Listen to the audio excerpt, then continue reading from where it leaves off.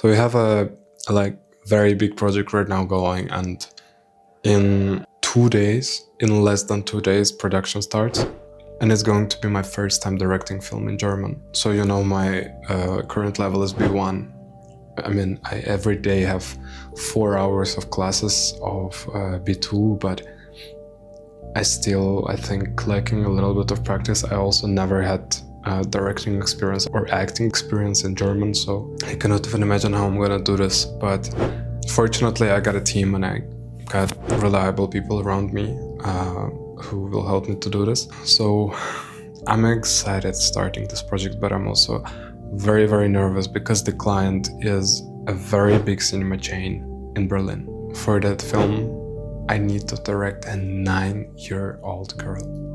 9-year-old girl. It's also my first time directing a child, and the first time directing a child in German. So it's a mix of 2 things I do for the first time: directing a child and directing in German.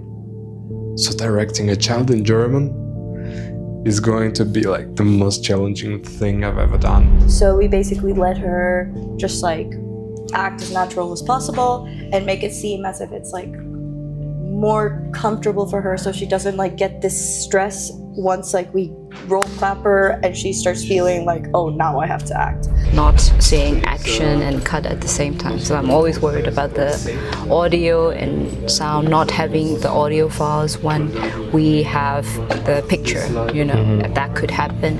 But I think we solved it. I was just recently studying how Steven Spielberg filming kids. I was studying how other directors are working with kids, and it is so complicated. Don't know this child, I've never met her. I'm going to have one hour rehearsal and then we're filming. So I'm a bit worried, I'm a bit concerned. I'm nervous because I'm also producing that film, but we're gonna get our way through it and curious for what's ahead.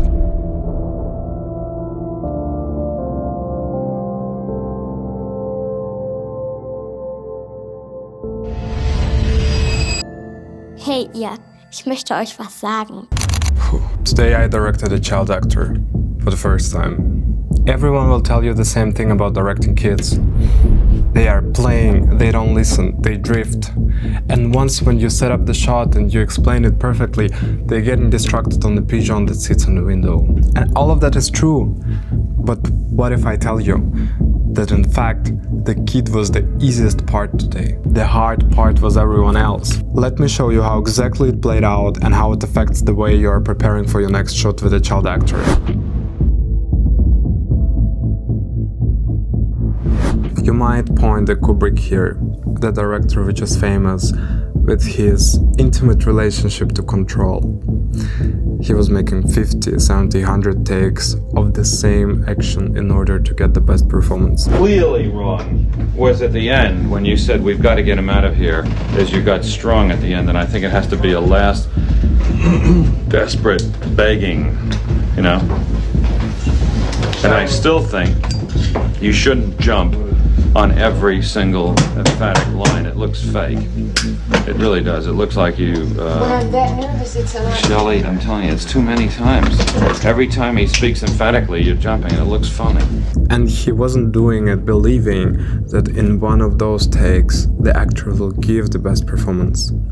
The point was to exhaust actors' initially prepared choices. And after 50 times he gives you a polished, self-aware, controlled performance, he finally comes out with something what was running on a pure instinct. Kubrick was building a condition in which their planned and prepared version of themselves wasn't functioning anymore, and something very honest was left. Kubrick understood that you don't get a real thing by demanding it, but you're getting the real thing by creating conditions in order for it to come out. And let's look how Kubrick was working with child in the Shining film. This is the same director who was brutal with his adult actors, but with 6-year-old Danny Lloyd he did the opposite. More scared, Danny. Now, go. Don't be in trouble. Run, now, run. Look back, Danny. Look back.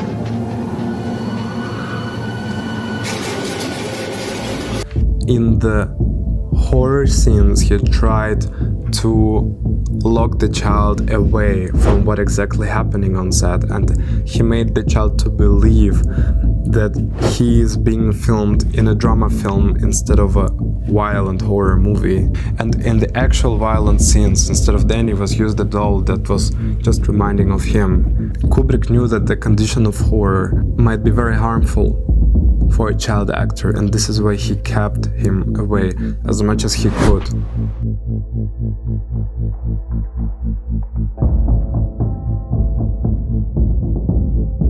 When you are seeing a child on public, you can say exactly that the environment around them forms the way how they act or react on the things.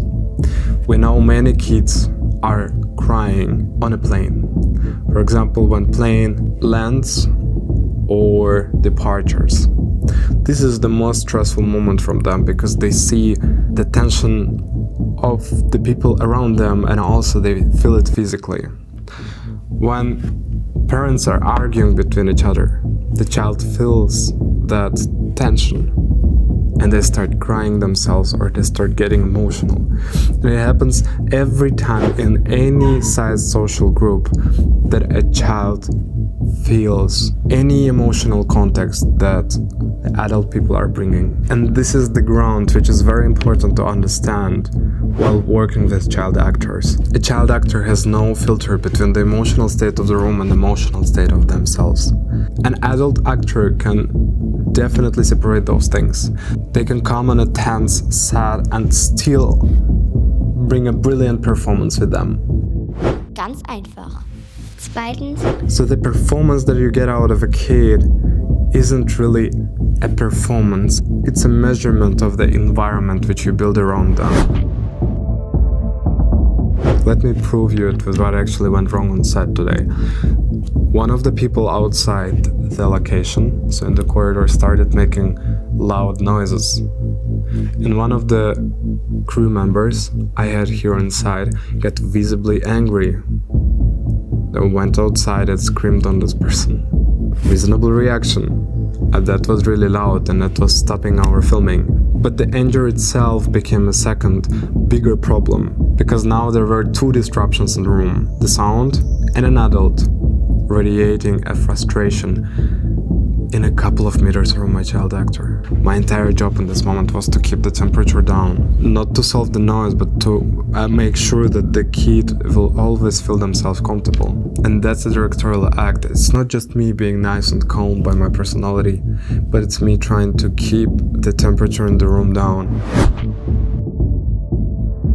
Second moment, and that's fully on me. A key visual decision, the lighting, got tested and practiced without me in the room, and it felt like being cut out. But here's the honesty in it. That doesn't happen on set, where everything is aligned from the beginning. When departments are not deciding themselves to progress things alone. If a department head feels that they have to make a call, lock themselves, probably the director didn't fix one unit vision for the whole team. When I'm chasing down a creative misalignment in the middle of the shoot, it's not where I'm meant to be, which is in the room, holding the temperature steady for an actor. Every minute I spend fixing something what prep should have handled before is a minute a child absorbing the room with no one regulating it. It's gonna be hard to fuck up this shot. Don't jinx it. So if you got a shoot coming up with a child, here is your takeaway. Brief your crew that emotional volume is a part of the job. Tell them directly before the call time. On that set, how we feel is the part of what we are going to see on the camera. Second, assign someone to absorb disruptions so it's never reaching the actor. Noise, a difficult parent, a scheduling problem, someone other than the directors handles it, so you never have to break the room to deal with this. 3. Lock the creative vision with your department heads way before and not on the day of filming, especially with DOP. So you never have to leave the actor's side to fix any misalignment on the visual side of the film. Und jetzt viel Spaß beim Film. None of this about the child. And that's the whole point. I directed the child today for the first time, and the thing I'm proud of the most is not a take I pulled out of her, is not a note I gave her, is that she, for the most of the day, didn't know if anything is going wrong around her. The adults had friction. And the best work I did all day is that she didn't even notice this. The room stayed quiet. That's how I know it worked.